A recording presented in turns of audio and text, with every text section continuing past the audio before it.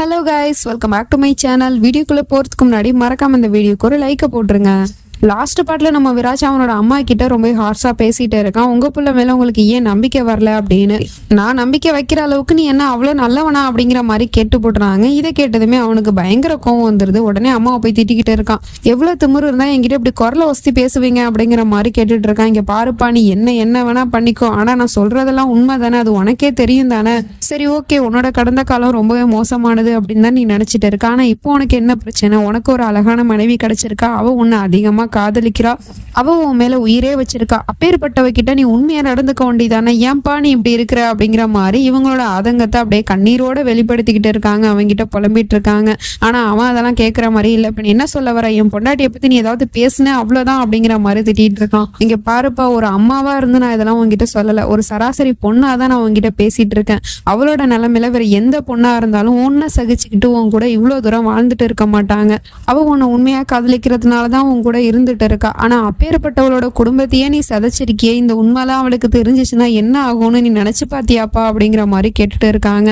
உடனே அவனுக்கு சமக்கம் வந்துருது. இப்ப என்ன சொல்ல வரீங்க? ஆமா, நான் தான் அவளோட அப்பாவை அசிங்கப்படுத்தினேன். அப்புறம் அந்த பழியை தூக்கி சஞ்சய் மேல போட்டு அவனை ஜெயிலுக்கு அனுப்புனேன். அப்புறம் பாட்டியோட அந்த நிலைமைக்குமே காரணம் நான் தான். இது எல்லாத்தையுமே நான் தான் பண்ணேன். ஆமா, நான் தான் ஒத்துக்கிறேன்ல, இது எல்லாத்தையுமே நான் தான் பண்ணேன் அப்படிங்கிற மாதிரி கத்திட்டு இருக்கான். இதெல்லாம் ஜான்வி வீட்டுக்குள்ள கேட்டுடுறா. மொத்த உண்மையுமே தெரிஞ்சு போச்சு. புருஷன் எப்படி தான் புருஷன் தான் இவ்வளவுக்கும் காரணம் அப்படிங்கிறத தெரிஞ்சுக்கிட்டா. அது தெரியாம இந்த பையன் புலம்பிட்டு இருக்கான். இது எல்லாமே உங்களுக்கும் தெரியும் தானே, இப்ப என்ன அதனால என் பொண்டாட்டிட்ட சொல்லிடுவீங்களா, அதனால அவ என்னை விட்டு போயிடுவாளா அப்படிங்கிற மாதிரி சொல்லிட்டு இந்த பக்கம் திரும்புறான். நம்ம ஜான்வியை நிக்கிறா. அவளை பார்த்ததுமே இவன் பேயரைஞ்சு போன மாதிரி போயிடுறான். மொத்த உண்மையும் தெரிஞ்சு போச்சே பொண்டாட்டிக்கு அப்படிங்கிற மாதிரி. ஜான்வி அப்படியே அதிர்ச்சியில உறைஞ்சு போயிருக்கா. அவ நடந்ததெல்லாம் யோசிச்சு பார்த்துட்டு இருக்கா. இது வரைக்கும் தான் புருஷன் என்னெல்லாம் பண்ணானோ அது எல்லாத்தையுமே நினைச்சு பார்த்துட்டு இருக்கா. ஃபர்ஸ்ட் தன்னோட அப்பாவை அசிங்கப்படுத்தினா, அதனாலதான் அப்பாவுக்கு ஹார்ட் அட்டாக் வந்துச்சு. அதுக்குமே காரணம் இவன் தான். அப்புறம் சஞ்சய் மேல பழிய போட்டு சஞ்சயை ஜெயிலுக்கு அனுப்புனதும் இவன் தான். அப்புறம் பாட்டியை மேலேருந்து கீழே தள்ளி விட்டு பாட்டியை கோமாக்கு அனுப்புனதும் இவன் தான் அப்படிங்கிற எல்லா உண்மையுமே தெரிஞ்சதுமே இவளால என்ன பண்ண முடியும்? அப்படியே அந்த அதிர்ச்சியில அப்படியே தடுமாறி போய் கீழே விழுகிறா. உடனே இவன் கொஞ்சம் கொஞ்சமா பயந்துகிட்டே அவ கிட்ட போயிட்டு இருக்கான். ஜான்வி, அது இவதாமா எல்லாத்துக்கும் காரணம், இவதாமா வேணும்னே ஏதோ பொய் சொல்லிட்டு இருக்காமா, மற்றபடி நான் எதுவுமே பண்ணலமா, புருஷனை நீ நம்புமா அப்படிங்கிற மாதிரிலாம் கேட்டுட்டு இருக்கான். ஆனா இவன் எந்த தைரியத்துல இப்படிலாம் போய் பேசிட்டு இருக்கான்னு தெரியல. இங்க பாருமா ஜான்வி, நான் சொல்றதெல்லாம் உண்மைதான், இந்த பொம்பளை தான் எல்லாத்துக்கும் காரணம், அவ தான் பொய் சொல்றாமா, அவளை அடின்னு சொல்லிட்டு தன்னோட பெல்ட்டை அவ கையில கொடுத்து அடிக்க சொல்லிட்டு இருக்கான். அவ இருக்கிற நிலைமை இப்ப என்ன அப்படிங்கறத மாமியாரால புரிஞ்சுக்க முடியுது. அவங்களுமே அப்படியே பார்த்துட்டு இருக்காங்க. ஆனா நம்ம ஜான்வி எந்த நிலைமையில இருக்கா அப்படிங்கறத இவன் புரிஞ்சுக்காம அவளை நீ படிக்க புரியா இல்லையா அப்படின்னு சொல்லிட்டு அவ கையில இருக்கிற பெல்ட்டை புடுங்குறங்கிற பேர்ல நம்ம ஜான்வியை கீழே தள்ளி விட்டுட்டு அப்படியே அம்மாவை நோக்கி போயிட்டு இருக்கான். கீழே விழுந்த அடுத்த செகண்டே இவ வழியில ரொம்பவே அதிகமா கத்திக்கிட்டு இருக்கா. பிரெக்னெண்டா இருக்கும் போது இப்படி பொண்டாட்டியை கீழே பிடிச்சி தள்ளி விட்டுட்டான். கொஞ்ச நேரத்துல மயங்கி விழுந்துடுறா. கொஞ்ச நேரம் கழிச்சு டாக்டரை வீட்டுக்கே வர சொல்லி அவங்க செக் பண்ணிட்டு இருக்காங்க. அப்படி செக் பண்றவங்களை செக் பண்ண விடாம என் பொண்டாட்டிக்கு என்ன ஆச்சு, பாவா நல்லா இருக்காளா அப்படி இப்படின்னு சொல்லிட்டு டிஸ்டர்ப் பண்ணிக்கிட்டே இருக்கான். இவங்களும் அதெல்லாம் கண்டுக்காம செக் பண்ணலான்னு பார்த்தா அவன் திரும்ப திரும்ப டிஸ்டர்ப் பண்ணிட்டே இருக்கான். என் பொண்டாட்டிக்கு என்ன ஆச்சு டாக்டர் அப்படி இப்படின்னு சொல்லிட்டு. உடனே இவங்க டென்ஷனா, இங்க பாருங்க, இப்படி நீங்க பதட்டமாயிட்டே இருந்து என்ன டிஸ்டர்ப் பண்ணிட்டே இருந்தீங்கன்னா நான் எப்படி செக் பண்றது, இங்க இருந்து வெளியே போங்க அப்படிங்கிற மாதிரி துரத்தி விட்டுட்டு இருக்காங்க. என்ன டாக்டர், நான் எதுக்காக வெளியே போனோம், நான் அவளோட புருஷன், நான் இங்கதான் இருப்பேன் அப்படிங்கிற மாதிரி சொல்லிட்டு இருக்கான். இல்ல இப்ப நீங்க இங்க இருந்தீங்க அப்படின்னா நான் செக் பண்ண மாட்டேன், என்ன சொல்றீங்க அப்படின்னு சொல்லிட்டு கேட்கவும் அவனும் அங்க இருந்து போயிடுறான். வெளியே வந்தா அம்மாக்காரவங்க கேட்கறாங்க, என்னாச்சுப்பா ஜான்வி நல்லா இருக்காளா அப்படின்னு சொல்லிட்டு கேட்டா, எல்லாத்துக்கும் காரணம் நீ தாண்டி, உன்னை நான் என்ன பண்றேன் பாரு அப்படின்னு சொல்லிட்டு அம்மாவை தரன்னு இழுத்துட்டு போறான். அங்க இருந்து நேரா இழுத்துட்டு போய் ஒரு ரூமுக்குள்ள வச்சு கதவை சாத்துறான். இவன் என்ன பண்ணா அப்படிங்கிறது நமக்கு காட்டல. அப்புறம் கொஞ்ச நேரம் கழிச்சு வெளியே புலம்பிட்டு இருக்கான். ஜான்விக்கு என்னாச்சோ ஏதாச்சோன்னு தெரியலையே அப்படிங்கிற மாதிரி. அப்ப இவனோட மனசாட்சி பேசுது. என்ன நீ நினைச்சுக்கிட்டு இருக்க, ஜான்வி சரியாயிட்டா அப்படின்னா அவ உன் கூட இருந்துருவாளா? நீ பண்ண தப்பெல்லாம் மன்னிச்சு உன் கூடவே இருந்துக்கிட்டு உன்னை பழைய மாதிரி காதலிச்சுக்கிட்டு அவ உன் கூட இருப்பான்னு நீ நினைச்சிட்டு இருக்கியா? நெவர். அவ உன்னை வெறுக்க ஆரம்பிச்சிருவா, உன்னை விட்டு போயிடுவா அப்படிங்கிற மாதிரி சொல்லிட்டு இருக்கான். என்ன சொல்லிட்டு இருக்க, அப்படிலாம் என் ஜான்வி என்னை விட்டு போக மாட்டா, அவ என்னை காதலிக்கிறா அப்படின்னு சொல்லிட்டு இருக்கான். காதலா? நீ அவ குடும்பத்துக்கு என்ன பண்ணன்னு தெரிஞ்சதுக்கு அப்புறமும் அவ உன்னை காதலிப்பாளா? நீ அப்படியா நம்பிக்கிட்டு இருக்க? அவ உன்னை இனிமே காதலிக்க மாட்டா, உன்னை வெறுக்கத்தான் செய்வா. உன்னோட அந்த காதல் இன்னையோட செத்து போயிடுச்சு அப்படிங்கிற மாதிரிலாம் வெறுப்பேத்தி பேசிட்டு இருக்கானுங்க. வாயை மூடுங்க, இங்க இருந்து போங்க ஃபர்ஸ்ட். என் பொண்டாட்டி என்ன காதலிப்பா, அவ எப்போதும் என்ன காதலிச்சுட்டு தான் இருப்பா அப்படிங்கிற மாதிரிலாம் பைத்தியம் மாதிரி பேசிட்டு இருக்கான்.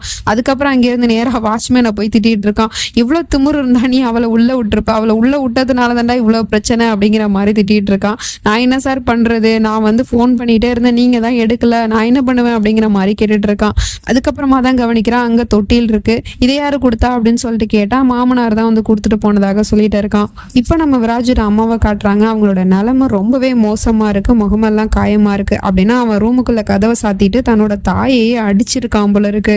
ஆனா இந்த நிலைமையில கூட அவங்களோட கஷ்டத்தை பத்தி நினைக்கல. தன்னோட மருமகளுக்கு எதுவும் ஆயிடக்கூடாது அப்படிங்கிற மாதிரி தான் கடவுள்கிட்ட வேண்டிட்டு இருக்காங்க.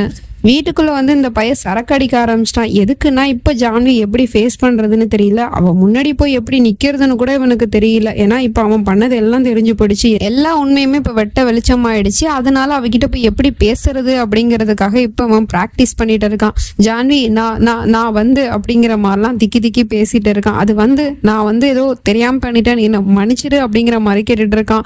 இவ்வளோ நடந்ததுக்கு அப்புறமும் எப்படி அவன் வாயில அந்த மன்னிப்புங்கிற வார்த்தை வருது அப்படிங்கிறது தெரியல. ஏன்னா எல்லாமே தெரிஞ்சுதான் பண்ணியிருக்கான், தெரியாம ஒன்றும் பண்ணல. என்ன கேட்டா இப்பேற்பட்டவனை மன்னிக்க கூடாதுன்னு தான் நான் சொல்லுவேன். ஆனா உங்களுக்குன்னு தனித்தனி ஒப்பீனியன் இருக்கும் இல்லையா, அது எல்லாத்தையும் கமெண்ட்ல வந்து சொல்லுங்க. அண்ட் எப்படி பேசுறதுன்னு தெரியாம இவன் அங்க இருக்கிற கிளாஸ் எல்லாம் தூக்கி போட்டு உடச்சிக்கிட்டு இருக்கிறான். டாக்டரும் இவனை உள்ள கூப்பிட்டு வாங்க உங்க பொண்டாட்டி கண்ணு முடிச்சிட்டாங்க அப்படிங்கிற மாதிரி சொன்னது இவன் உள்ள போறான். அங்க போய் பார்த்தா நம்ம ஹீரோயினி அப்படியே உட்காந்துருக்கா. உடனே இவன் சந்தோஷப்பட்டு ஜான்வி நீ நல்லா இருக்கலமா, உனக்கு எதுவும் ஆகல, நான் ரொம்பவே பயந்து போயிட்டோமா, உனக்கு என்னமோ ஆயிடுமோ அப்படின்னு. நல்ல வேலை நீயும் நல்லா இருக்க, என்னோட பையனுக்கும் எதுவும் ஆகல, இங்கே இருமா நான் வந்துடுறேன் அப்படின்னு சொல்லிட்டு அவன் அங்க இருந்து போய் அந்த தொட்டில எடுத்துட்டு வந்து கொடுத்து, இங்க பாத்தியாமா இந்த தொட்டில வந்து உன்னோட அப்பா தானே கொடுத்துட்டு போனாரு, இது நம்மளோட பையனுக்காக தானே கொடுத்தாரு, ரொம்ப அழகா இருக்குமா அப்படிங்கிற மாதிரிலாம் பேசிட்டு இருக்கான். இதை பார்த்த டாக்டரும் இங்க பாருங்க விராஜ், உங்ககிட்ட ஒரு விஷயம் சொல்லணும், அதை கேட்கறதுக்கு முன்னாடி உங்களை நீங்க திடப்படுத்திக்கங்க. உங்களோட குழந்தை அபார்ஷன் ஆயிடுச்சு, உங்க குழந்தை இந்த உலகத்தை விட்டு போயிட்டு அப்படிங்கிற மாதிரி சொல்லிட்டு அங்க இருந்து போயிடுறாங்க. இதை கேட்டதுமே இவனுக்கு இடிய தூக்கி போட்ட மாதிரி போயிடுச்சு.